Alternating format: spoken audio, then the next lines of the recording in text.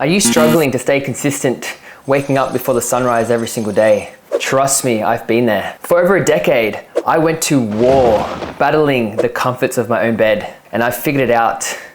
You're never gonna win this battle. So you might as well pick up your bed and throw it out the window and sleep on the floor, just like a stoic motherfucker. That's exactly what Marcus Aurelius did. I'm just joking, but I have cracked the code. You see, it was all one big self-deception technique, mastermind by your ego mind. It was all about understanding the role of the ego. You see, the ego has one responsibility, and that is self-preservation. It wants to ensure that this identity that you've constructed stays exactly the same, with the prime purpose of keeping you in your comfort zone.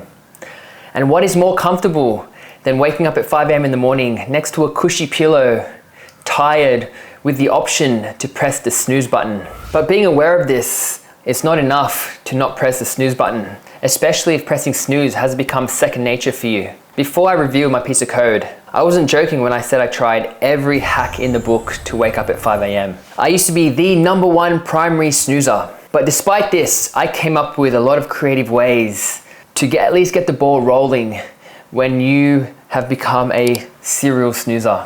And look, I don't recommend any of these, but this is what I've done in the past that's worked for me to get the ball rolling in that direction, so you can at least start waking up at 5 a.m. every morning. Let me share some creative ways that I used to do to avoid pressing that snooze button. Now, I don't recommend any of these. This is what I've done in the past when I was a serial snoozer. Pre-workout shot. So I used to set up a shot of pre-workout next to my bed. When that alarm went off, I used to take that shot, boom, and then snooze. I'd go back to bed, and out of nowhere, I'd get this jolt of electricity run through my veins, and I'd wake up. Is this advisable long run? Absolutely not. Don't recommend it, but it worked for me.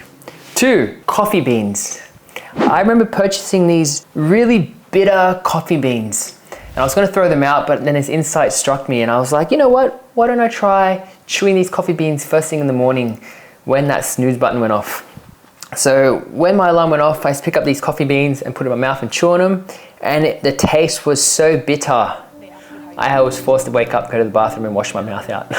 And after that, I got a bit of a caffeine hit, and that seems to work for me to stay awake after the alarm goes off. Phone under the bed strategy. So I know you've heard it all before. Put your phone on the other side of the room, walk across the room, drink some water, and that should keep you awake. This never worked for me. I remember I used to do laps. As I snoozed, went back to bed, got up, snoozed, went back to bed. But what I found did work for me is when I put my phone somewhere that I couldn't get to easily. For example, directly under my bed, under that mattress. And the only way to get to it is for me to lift up my bed and flip it. And that's exactly what I did. I used to put my phone under my mattress, and when I wake up, I used to flip my entire bed, grab my phone, snooze, and by that time my bed was flipped, so I had to put it back together. And after that was enough for me to stay awake. See, these methods might work initially, but it will only be short term. For lasting change, you must find your reason to wake up in the morning. Find your why, find your purpose. Start to craft that future self, that perfect specimen of a human that you could be. One that aligns with your core values. See, there's a whole foundational layer that you need to craft before you even proceed with this next part. You need to really align your core values to this future self and spend some time crafting what this best version of yourself could be. You need to go into that granular, finite detail. How much money does he have in the bank? Does he have a six-pack? Is he shredded?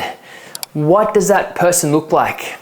And once you have that vision of that person, this is now you can start waking up every single day and aligning with that person. You see, every time we choose comfort, the only person that suffers is that future self.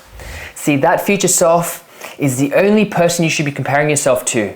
That is the person you wake up every day and serve. See, once you've crafted this future self, here's how you can then take these steps to align with that future self. Step 1, set that intention. Have a reason why you want to wake up every single day at 5 a.m. You need that morning routine that you can prioritize over everything and be so consciously aware that if you miss this morning routine, then the only person that suffers is your future self. Set that bedtime alarm. Mine is at 9 p.m. When that alarm rings, I drop everything and I start to wind down.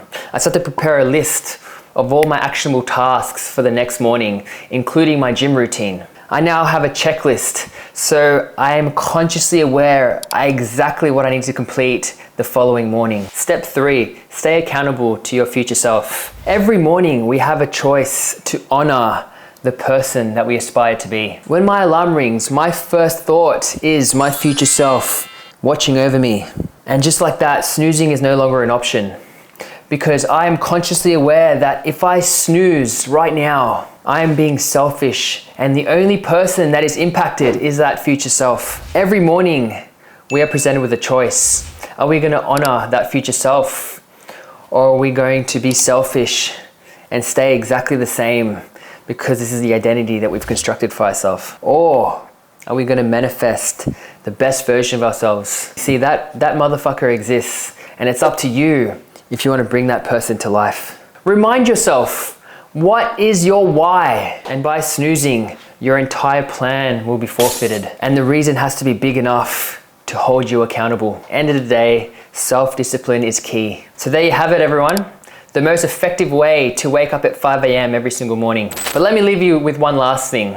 And this is the most important part of this message. At 9 p.m., when that alarm goes off, it doesn't matter what you are doing. You need to be disciplined enough to surrender what you are doing and wind down. You see, the ego is going to come up with all sorts of excuses, whether you're watching TV, playing video games, or doing whatever, to keep staying within that comfort zone. When that happens, then that alarm goes off at 9 p.m. I want you to pause and observe the excuses, the identities that you've constructed to not wind down. And you reflect on it. Pause. Observe the excuses. And that's when your mind needs to come in and override it. Override that ego. Put your phones away, put the technology away, whatever it is that stops you from winding down. And this is different for everyone. Because the truth is, discipline is like a muscle. The more you do it, the easier it gets.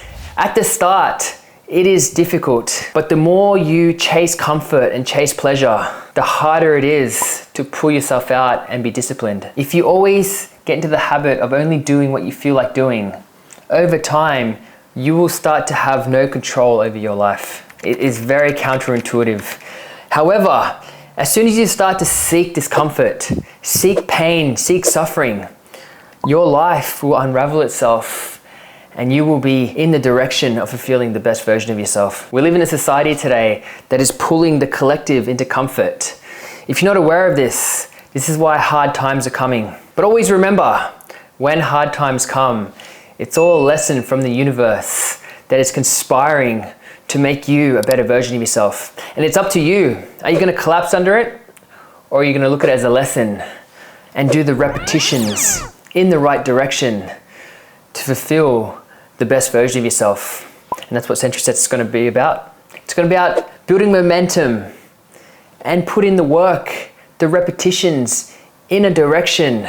This app will have a way to schedule in your workouts, your tasks, your events, so you have a holistic overview of your entire life. And it's also going to hold you accountable. So when you schedule it into your rituals tab, it is a non-negotiable. Once it's locked in, it's considered done. And the only person you are letting down is yourself, and this app will hold you accountable. Anyone who wants to get involved, please message me on support@centurysets.com and I'll set you up as a tester. I've realized that the work involved is quite substantial for one person. I've been the developer, the solution architect, the project manager, the tester, as well as reaching out to investors. So it's been challenging, but the ball's rolling, it's in the right direction. So I'll start having regular updates at the end of each of my videos. So are you ready to join me to become an early riser and align yourself with your deepest values? We're all gonna do it together. We're on this journey to become the best version of ourselves, and we're all gonna make it. Thank you for watching. Peace.